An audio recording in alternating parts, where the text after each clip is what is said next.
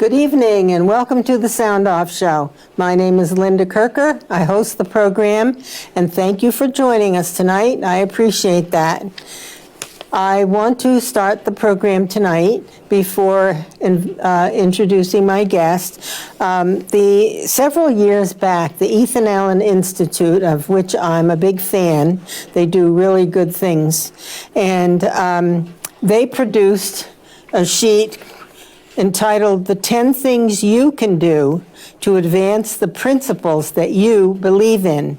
And I just wanted to share a few of those because this is an election year and it's only 9 months before we'll be having the big elections in this country. So I wanted to give you a few things to think about. Number one, understand your principles. The principles upon, hopefully these are your principles, the principles upon which this government was founded. All right? And understand the Declaration of Independence and the Constitution and the Bill of Rights, all of these important, very valuable, fundamental documents of this nation. And make sure your children know them too. So understand that. And number two, understand the proper role of government in this country to preserve civil order and to create a military to protect our land and our people, and to coin money, and all of the things that the government, was founded upon are in the Constitution. The role of the government is located there. Be informed. Know what's going on. Take part. Talk with other people about this country and why we're so blessed to live in a country like this where we as individuals are free and empowered and have rights and opportunities. Number four, make an effort to influence opinion on a public issue that interests you. Don't be afraid. Don't tuck yourself away in your house. Get out there in the public. Go to meetings, talk with people, talk with your friends over coffee or lunch, and discuss the things that are important in this country. Number five, work for political candidates of character and ability who reflect your values. Find those people, all right? And then work with them and stand up for the same principles that they stand for. Number six, hold office holders accountable. We don't just elect people and then say, just go do your job. We have to pay attention, watch what they're doing, and then let them know, hey, I think you did a great thing there, or hey, that's not gonna cut it. That's not in the best interest of the people of this state, and it doesn't follow the founding principles. Number seven, stand up for those who stand up for you. If people are elected and you stand up for them, that is the thing to do. All right? If they're doing the things that are important to you, you need to let them know that you appreciate that and that you're behind them. Number eight, run for office yourself. And we're going to be talking about that tonight. Town government is the basic building block of Vermont democracy. And we need to be involved and know what's going on and take part. Number nine, volunteer in an endeavor to improve your town or state. There's so much going on in our communities particularly. There's plenty that you can get involved in. You meet people that way. You know, you have an opportunity to speak up and to hear from other people. There are lots of good opportunities. And the last one, number 10, very important. Teach your children what you believe and what you have learned. Share with them the legacy of our state and our nation.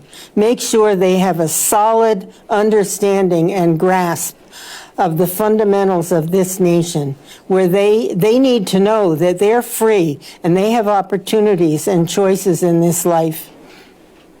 And they're free. Okay, that is it. Anybody want a copy of that? Let me know. With that, I would like to introduce my guest. She's a first-timer on this program, and I hope maybe she'll come back sometime. Her name is Meg Hansen. Welcome to the show, Meg. Thank you for having me on the show, Linda. I'm happy to have you on. I'm excited. It's a pleasure to be here. Well, thanks. It's fun to have you here. Meg, why don't you just give us an overview of who's Meg Hansen? That's great. So I'm going to start by saying that I'm running for Lieutenant Governor this year. Yes. I came to Vermont about a decade ago to attend grad school at Dartmouth College. Okay. That is also where I met my husband, Rick. Exciting. Nice young man. Yes. And this is a story I've been telling people as I do interviews on the campaign trail, and I love to share it with you. Yes. So Dartmouth College is right in the Upper Valley, right? It's in Hanover, but it's the Upper Valley area that's part New Hampshire and part Vermont. So I lived in Windsor. Mm-hmm. And every morning I would drive about 30 minutes to go to grad school. And as I did the morning thing for 2.5 years, we would have to drive through downtown Windsor. I don't know if you've been there. No, I have not. I know where it's located on the map. That's about it. So there's closed storefronts, as we talked about. You know, this is happening everywhere in Rutland and St. Albans. You can see the shadow of what was once a great manufacturing hub, and now economic depression, debilitation everywhere. And that had a very, very formative influence on me because I thought, why is this happening? Sure. So this is not an accident. I came to the conclusion that this is a deliberate impact from the policies that are being passed, anti-growth, anti-business, anti-development, and that is leading to the demographic crisis that we've talked about. Yes, and isn't Windsor in the area where the nuclear power plant was closed down? That's in Windham County, but yes, absolutely. Yes. Vermont Yankee was the largest employer in Windham County. Right, weren't there 600 people or so making good money? Yes. So they were shopping in those stores, absolutely, which helped the stores to stay vital. Yes. And they were just a positive force in that area.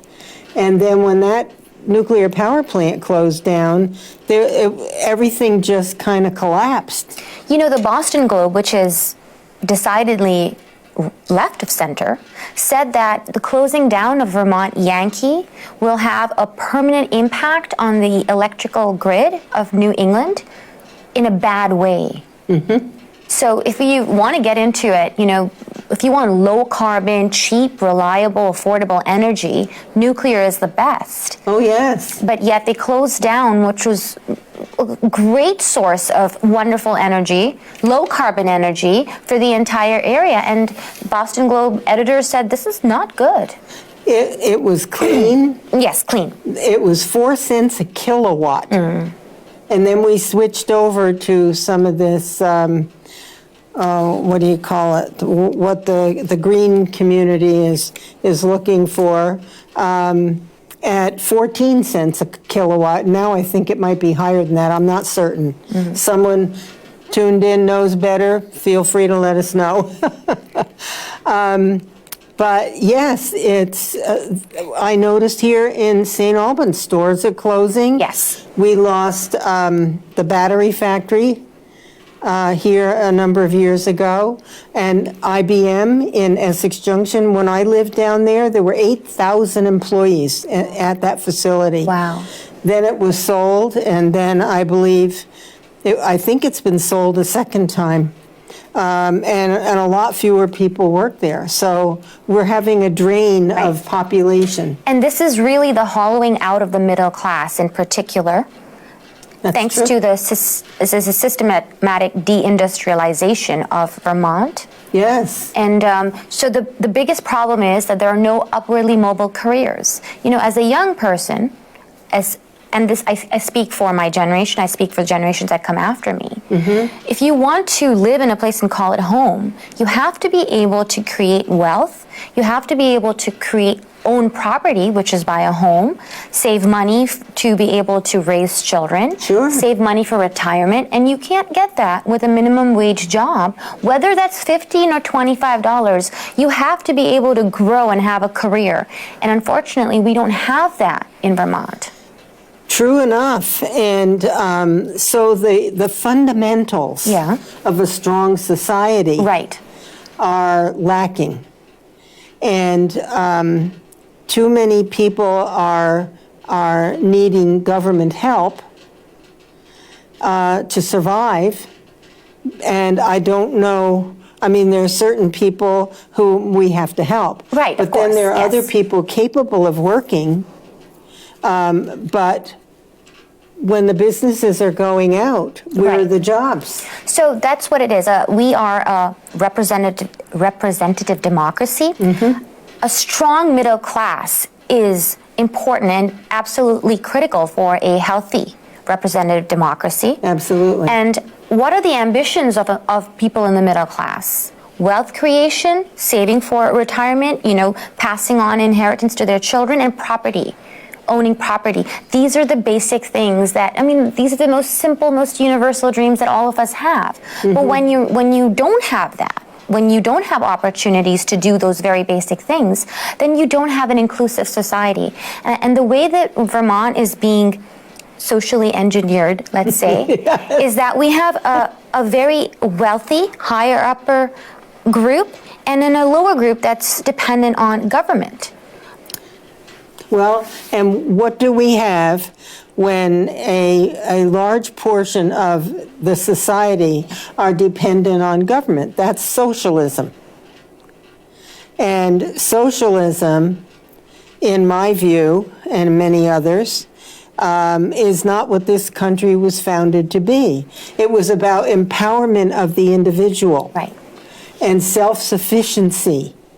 So I think with socialism, what's happened is that it's become a very loaded term, and it means different things to different people. The way I understand it and the way I explain it is that the idea behind these socialist schemes or programs is the politics of envy that breeds resentment. It's about pitting a class of haves against have-nots. And the reason why I'm running for lieutenant governor and going and doing the statewide campaign is because my message is that we don't need to just have one class of haves. All of us can be the haves. I want all the people of Vermont to be haves, all Americans to be haves.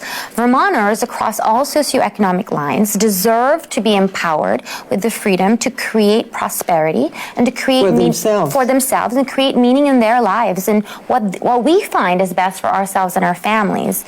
And so when you understand that, it's the politics then of prosperity and freedom. So I think moving forward, we can continue going. I always say this, 2020 is not about the left versus the right. It's about forward versus backward. I agree. It's about the prison guards of the past who have presided over the decline and now the fall of Vermont, especially over the last decade.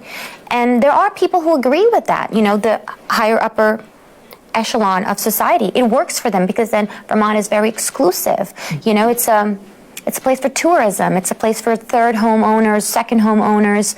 You can have that. If people want that, then Vermonters can continue, voting for the people who are presiding over that. Or we can move in a different direction, which is pro-freedom and pro-prosperity that empowers everybody.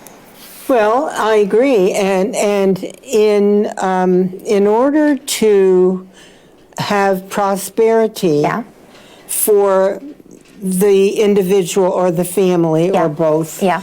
What do you need? You need families. You need a quality education system. You need job opportunities. Right. And you need motivation. Individual motivation, which I was taught from the time I was this high. I don't know about you, but So I think in all of that, I would say the first and most important thing is economic freedom, because everything else follows. Political freedom, healthcare freedom, education freedom follows economic freedom. In 2019, Vermont was the second worst place to start a business, and we had the fourth highest overall tax burden. That is the opposite of economic freedom. And if you don't have economic freedom, Right. where's the motivation Yes. to work and excel? Exactly. And to become prosperous in Yes. some cases. Yes. So it's all tied in. Yes, it's all tied in as a web. It's all It's a interconnected. picture, yes. Yes. I guess we agree. Yes, we agree. Yes. And we need to do a much better job. We need to start with having people understand the fundamentals that make this prosperity and the opportunity possible in the state.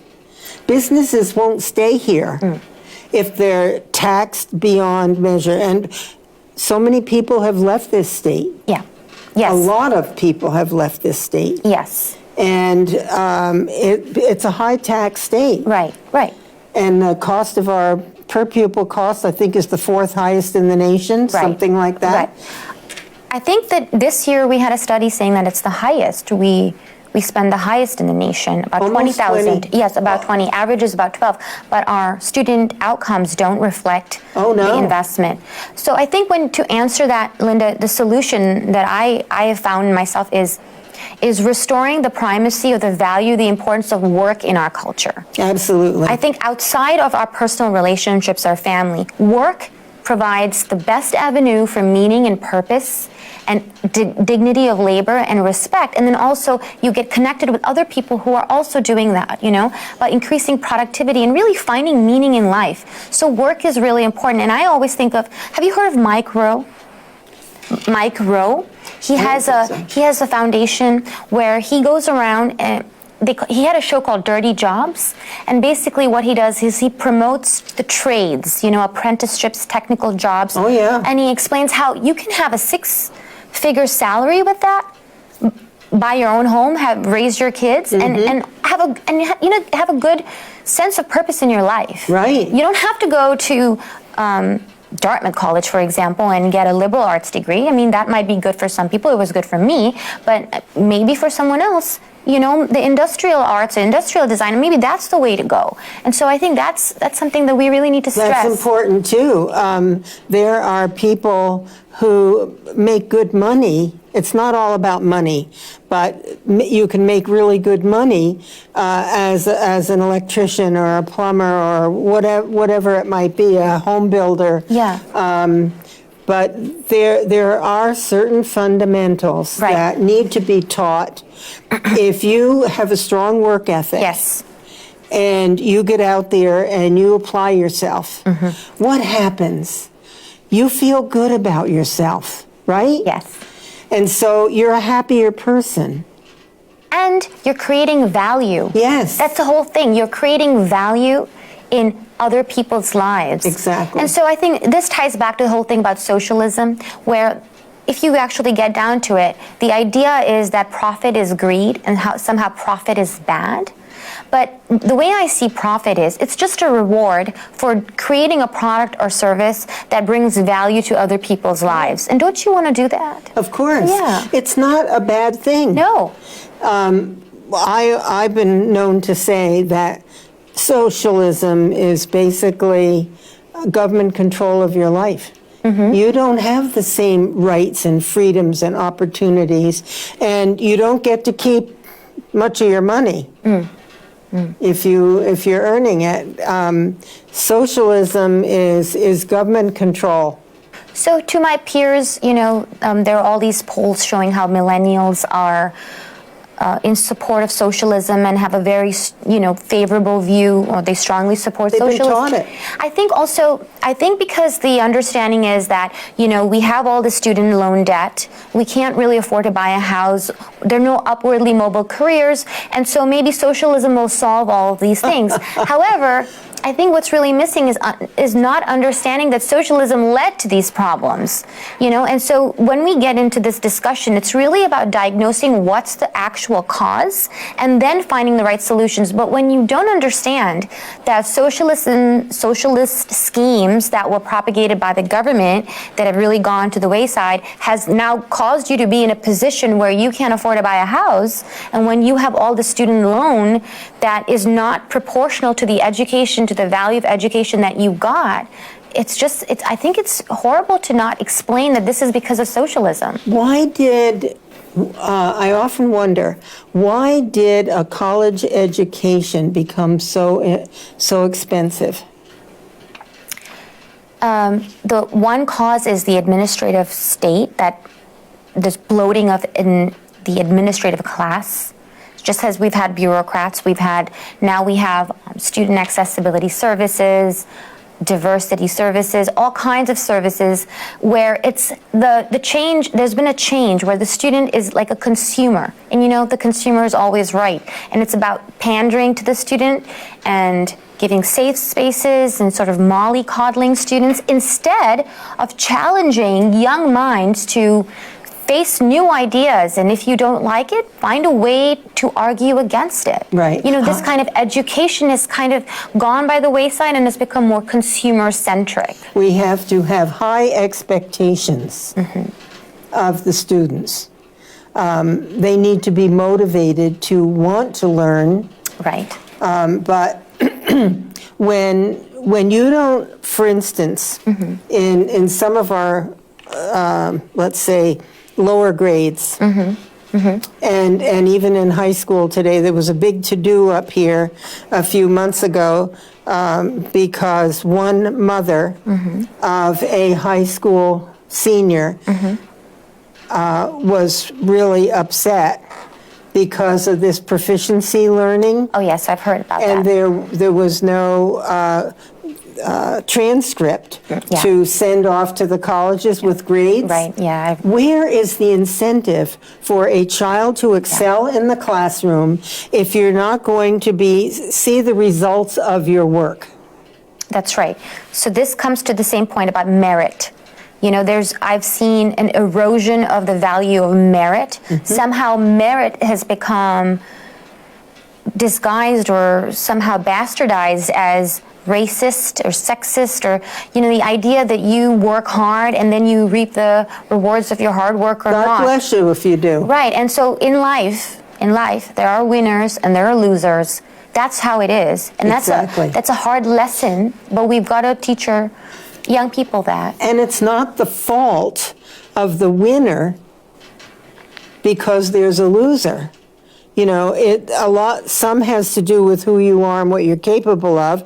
A lot has to do with how hard you're willing to work.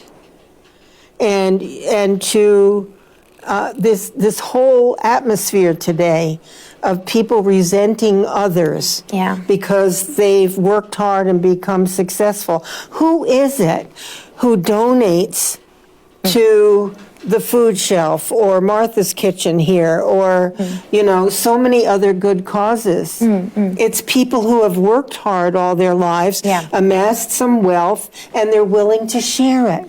Those are the people who provide those things. But if you never if you live in a society where people are not given the opportunity to excel and create some wealth, then what do you have? So, and it's ironic because America is one society where everybody has a chance to really try their hardest best. And of course, some people are born with a silver spoon. Of course, some people have different advantages, but compared to what? If we talk about other countries where there's so much bureaucracy, so much red tape, so many regulations, you don't have a chance. But in America, you do have a chance. Right. So I would say that. And also to answer, I just want to circle back to the question about why college is so expensive.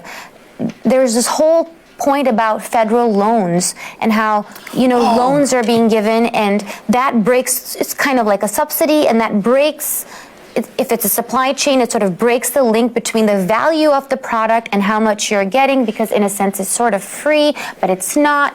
It's very complicated, and so the government plays a role in that as well. I remember it was under the Obama administration that the government took over college loans. It was banks or other entities. I know there was another entity in Vermont that did loans for college students, but it wasn't banking. And now the interest rate on those loans is unbelievable. My sister-in-law told me Well, her son is a lawyer now, so he went to college and then law school. And I think she said he had a couple of $100,000 in school loans. She said he's she said, I don't know if he's ever going to pay those off. But the interest rate is unbelievable. Government should not be in that. Let that be between the lenders and the borrowers. But go ahead. When I've been doing interviews or going around, one accusation that's always sort of hurled at me from people that are left of center is free market or whatever, or some blind commitment to the free market. I find that so strange because when we talk about, in this case, education, but especially healthcare, it's not a free market. It's just not. So in a free market, there is a certain relationship between supply and demand. But when you have regulations, or when you have subsidies, or you have government come in, or a third party come on in, that skews and distorts the relationship between, supply and demand. And so it's not a free market. And then there are problems, obviously.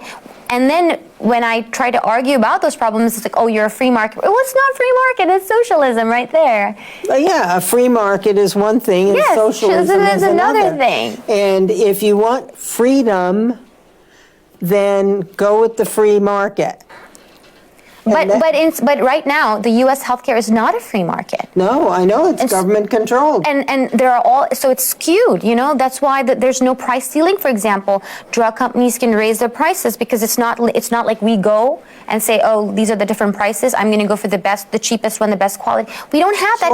We don't have that anyway. So obviously the prices go up and all these complications take place. But then instead of looking at the fact that it's because of socialistic tendencies, they say, oh, you have some unalterable commitment or some blind love to the free market. I find that very strange. Yeah, it's this One Care Vermont. And the board, the 5-member appointed Green Mountain Care Board. Green Mountain Care Board, 5 appointed people, and now the as I understand it, the hospitals are having a hard time making enough money to function in a the right way. Yeah. And that's not good for anybody. No.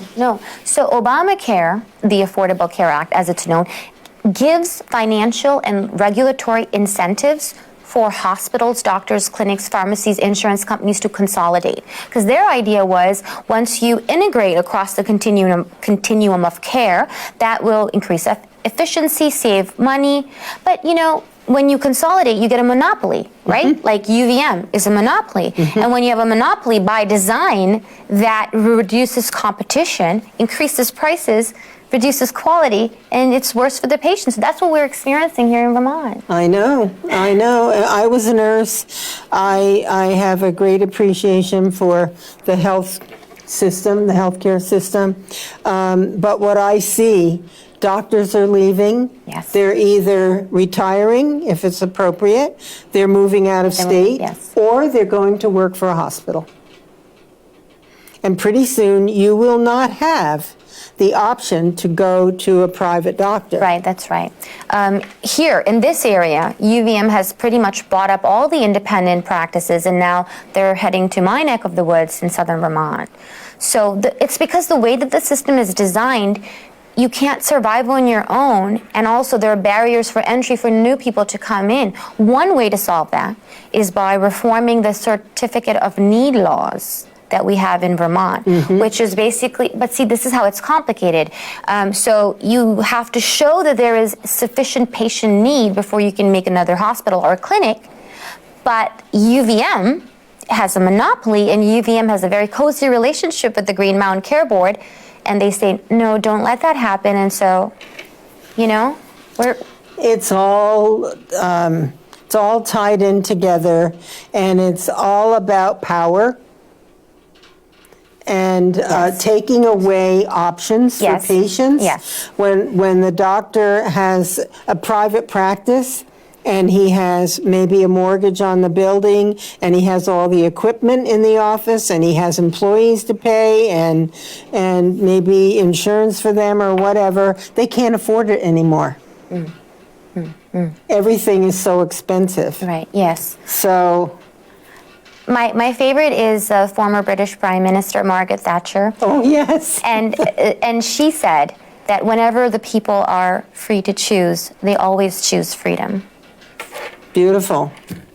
And she said something about it's always easier to spend other people's Oh, yes. money. The problem with socialism is that you always run out of other people's money. Yes, yeah. She was something else. The she, Iron she Lady. and Reagan, yeah. Yes, yes. So, well, this is a whole, what we've been talking about, it's a whole integrated system that takes away from the individual, whether it be the physician or whether it be even a hospital, and certainly the patients and maybe the employees, I don't know. But we have a lot of work to do to get back to what makes sense and stop this big takeover of everything, which leads you down the path to socialism. But you know what, Linda, and I think this is sort of, some people find it a little inflammatory, but actually you have to call a spade a spade. Vermont's economy is a socialized economy as it stands right now. We're just going to get more and more. I mean, who is the largest employer of Vermont? Government. Yes. And then the second sector is healthcare, which, as we just talked about, UVM, state-run, and that's consolidating even more. And the third is education, which is public school education. Where is private enterprise? Where is industry? As we know, that's the state's economic policies are designed to be anti-business, anti-growth. And so we are already on that path where it's just going down more and more in that direction. So we have to stand up and fight back. Yes. And I say that to people all the time, including on this show. If you can see things that are not making sense, ask questions, speak out, get people together and create a force to say, wait a minute. I love your steps, the steps that you described. They're wonderful. It's about, these. Yes, the citizen action steps. Get engaged, run for office, write letters to the editor. Yes. You know? There's a lot. Stand up. Stand up. And speak out. Speak out. Yeah. I love that. And that's who I am. Did I just say that? Anyway,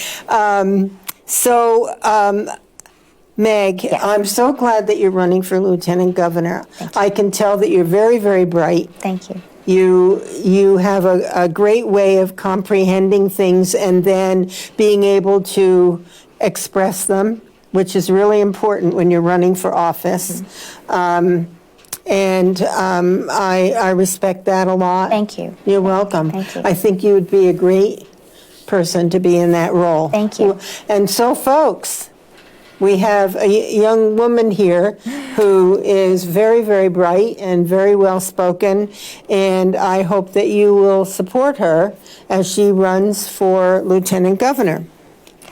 Now, did you have any other particular things that you wanted the folks to hear from you about? I think I would like to address a certain question that people have asked about me when they say, Sure. oh, Meg, this is the first time that you're running for office. Well, why are you running for a statewide office?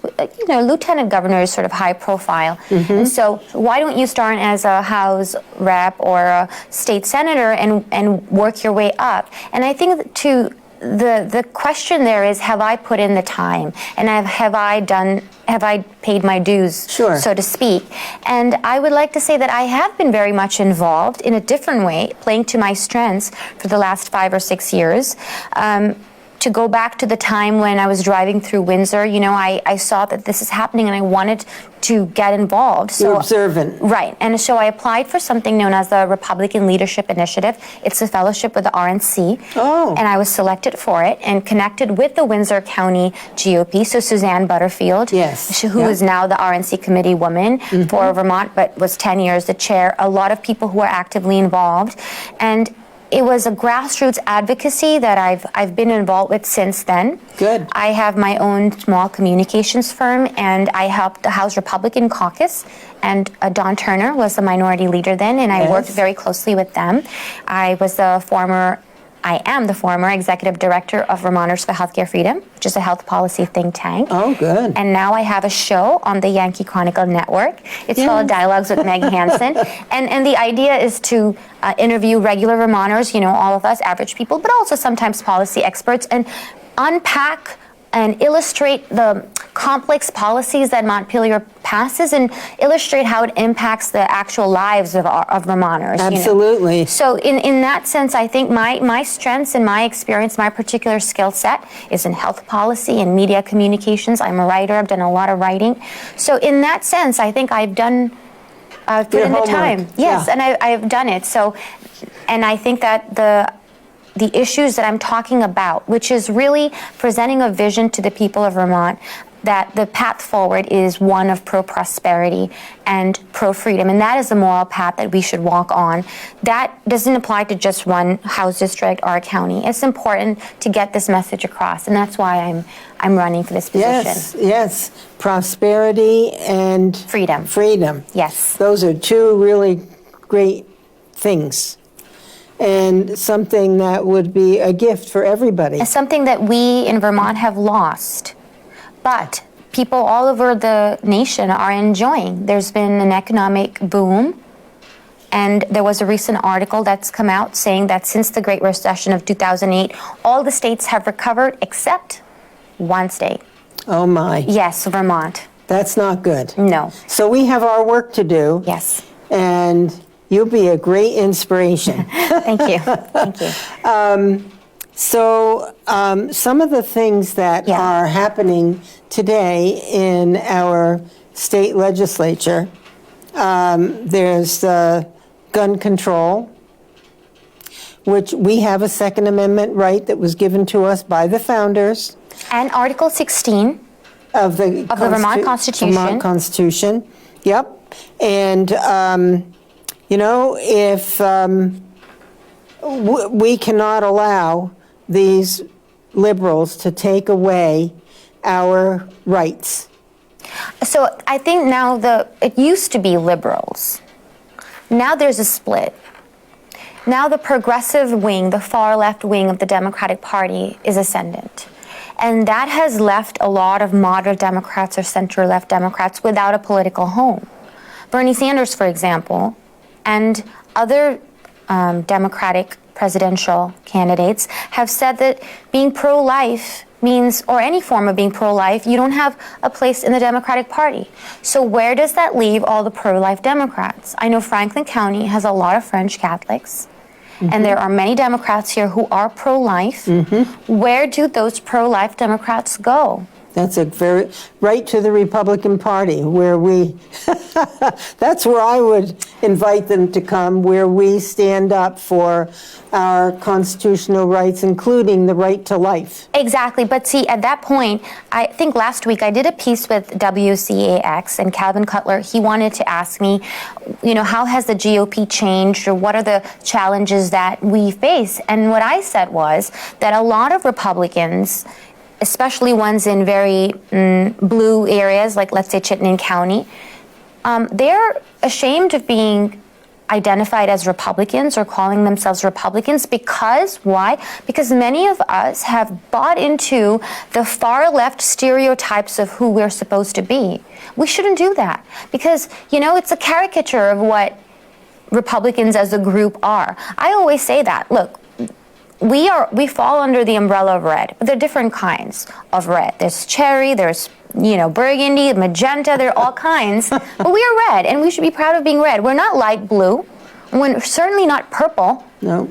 We are red. So I think explaining that and saying that, it doesn't mean it's not just us versus them, that people who were liberals believed in the First Amendment. The liberal way is, right, that I may not agree with what you're saying or I disagree with what you're saying, but I defend your right to say it. Liberals feel that way? Didn't liberals do that in the 60s? The free speech movement was about liberals saying, well, I don't agree with what you're saying, but I defend your right to say it. Now, it's about hate speech. And it's about, oh, well, the First Amendment is racist or the First Amendment is sexist. So there's been a break in the Democratic Party that I want to acknowledge and say that people who have the classical liberal position or who identify as somehow moderate, they are very welcome in our party. Yes, they are. They've been left behind by the Democrat Party. Who have drawn a line and said this or that. Now, I think people are turned off sometimes by President Trump, or some people are turned off by Governor Phil Scott. But I've always said this, and that's a very big difference between the Republicans and the Democrats, is that we see internal conflict, disagreement, a divide, if you will, or at least I see that as a sign of intellectual vigor. It's because we're asking questions. We think for ourselves. Yes, we think, and people don't agree. I think Governor Phil Scott just endorsed Bill Weld. But he's still a Republican. Some people might be angry with that. I've heard the name, but what? He's running against President Trump in the Republican primary. Geez. But he's still a Republican, right? He's allowed to do that. And in the past, I have criticized him. I criticized Governor Phil Scott about the sanctuary a few years ago, I think 4 years ago, about sanctuary state laws. And I had the same idea that, oh, if you don't fall, why are you being a Republican? Why don't you just be a Democrat? But I think that that line is so blurred now for the Democrats, of conservative Democrats like John Rogers, who supports the Second Amendment in Article 6. Mm-hmm. So I think that we need to clearly understand that in this particular landscape, things have shifted. And there's a very clear line between the ascendant progressive or far left wing, and they have defined themselves to be the new Democratic Party. But there's a whole group of people who have no political home, and in Vermont, they're welcome in our party. Amen to that. I'm a believer in being able to express your views without being called a name. To me, that's low. When you won't listen to someone else's views, right? Without besmirching them some way. Right. But you know what, Linda? I'm okay with the trolls being trolls, right? Because haters gonna hate. Yeah, but I feel badly for them that they can't, they don't appear to be able anyway, to think through. Yes, I have empathy for them. And rationalize. Right, that's true. But what makes us America, and really unique in that, in having the First Amendment, is that when you have speech that you don't like, you can counter that with more speech that you do like.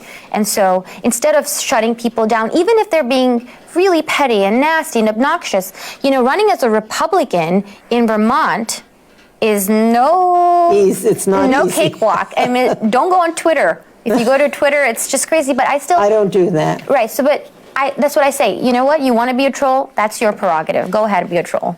It's your problem. Yeah. Well, Meg Hansen, you're quite a gal. Thank you. And I think we'd be blessed to have you in the role of Lieutenant Governor. Now, what about this weatherization business in Vermont?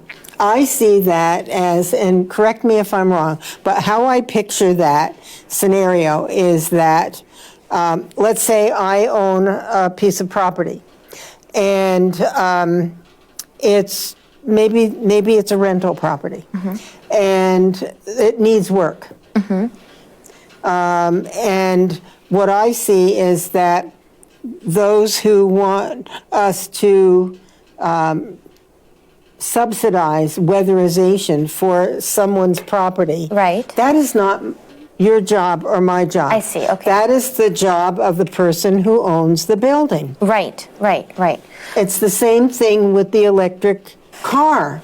Now we're subsidizing the purchase of an electric car. Is it $5,000? I can't remember exactly, but we, the taxpayers, through our state government, are being taxed to subsidize. If you wanted to buy an electric guitar, I'm helping to pay for that.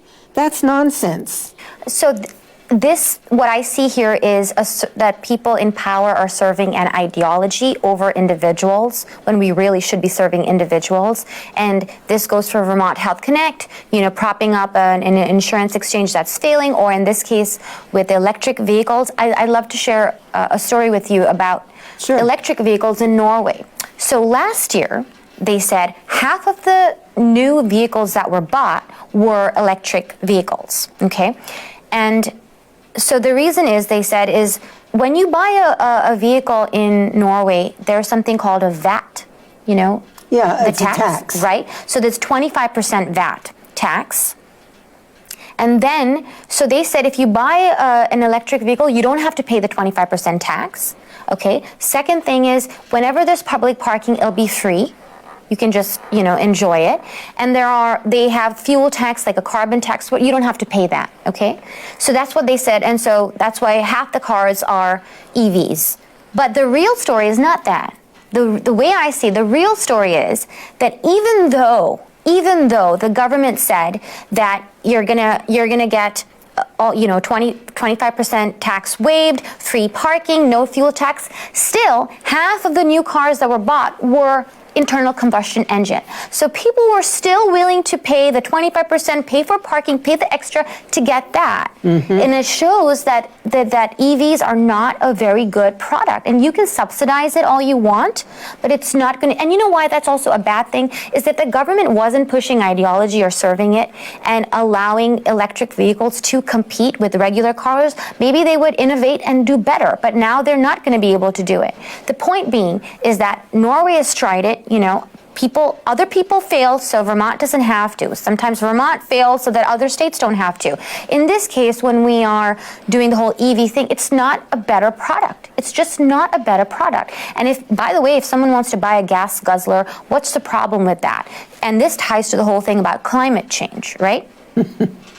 So climate change is real. Definitely, climate changes all the time. I believe that It's natural. Right. Exactly. And I believe that mild climate change, because of us burning fossil fuels, has been demonstrated. But all the catastrophic predictions that people are putting up, the world's going to end in 12 years, that's all speculated. Computer models have not been able to predict that. That's the fact. But now, using this I think the way that people are using climate change, they're using it to further the anti-business, anti-economic development, anti-growth policies that we already suffer from. To further their goals. It's not about what's in the best interest of the people. It's a given goal that these people have, and they're finding ways to try to make it work, to reach the ends that are their goals. So, and then here's the distinction that I'd like to make for people who are kind of in the middle, in the fence.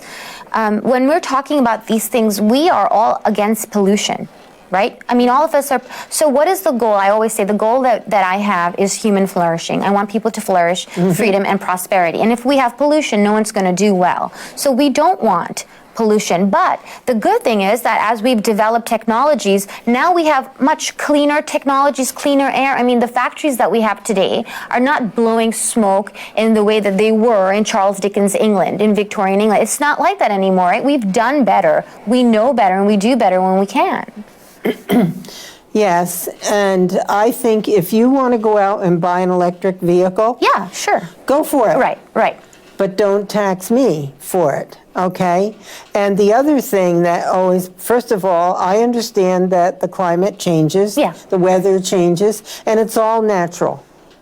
I don't buy in to all of the antics that we're being fed. Vermont has a huge forest all over, which absorbs any carbon. We have, if not the lowest, one of the lowest carbon or footprints, as they say, in the nation. I just don't see why we have to put so much effort and energy and money into forcing all of these things. Who wants to depend on a windmill or the sun to shine. That's fine, but they're not reliable. They're unreliable or intermittent, and we haven't developed the storage to then store it.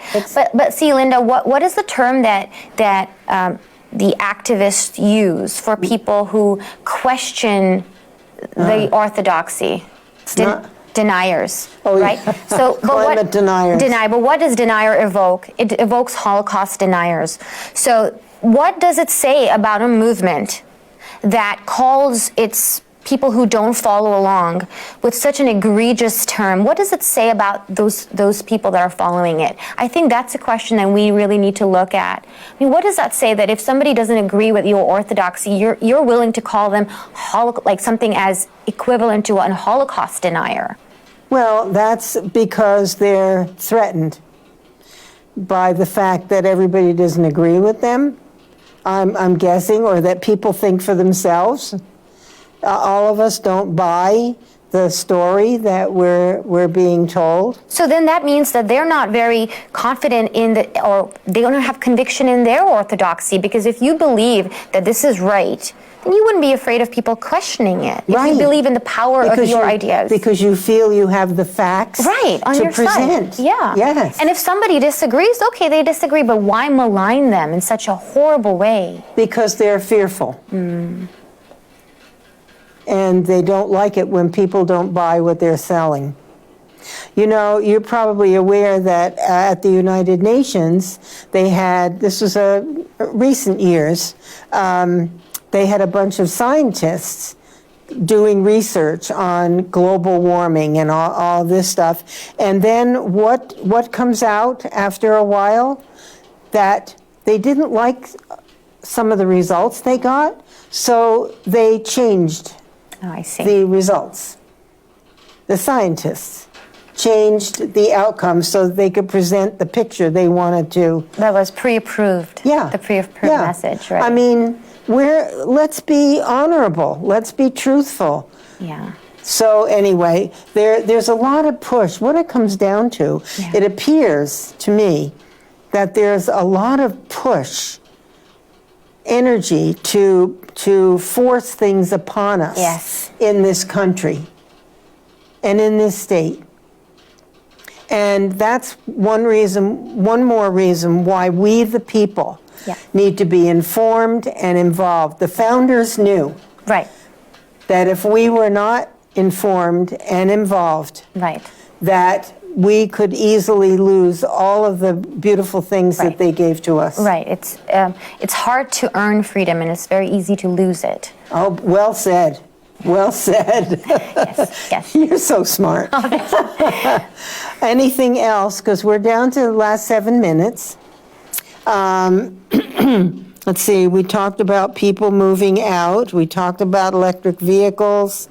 We talked about health care, weatherization. Let me see. We didn't talk much about gun control. Let me see what else. The commercialization of marijuana.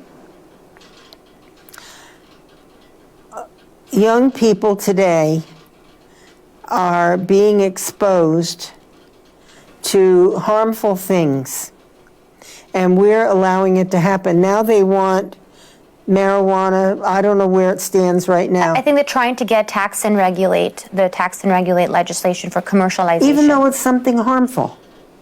Because it will bring in more revenues. Oh, I see. So that's the trade-off, huh? They think that makes sense? Well, I don't. The thing here that I have a problem with is hypocrisy. I have a problem with hypocrisy because on the one hand, they hate nicotine, right? They hate tobacco, and they're increasing the age to 21.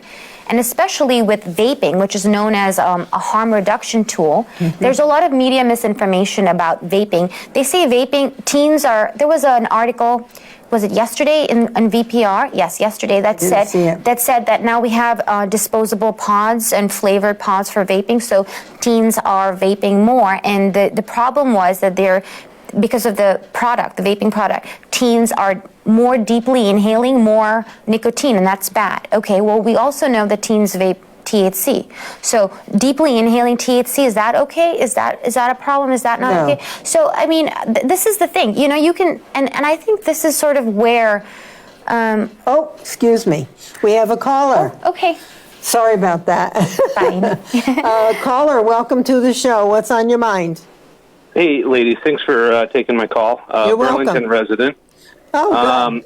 Meg, how are you tonight? I just wanted to ask you two quick questions, or actually make a comment and then ask a quick question. Number one is I'm real happy to see a young, very active person such as yourself trying to get into Vermont politics.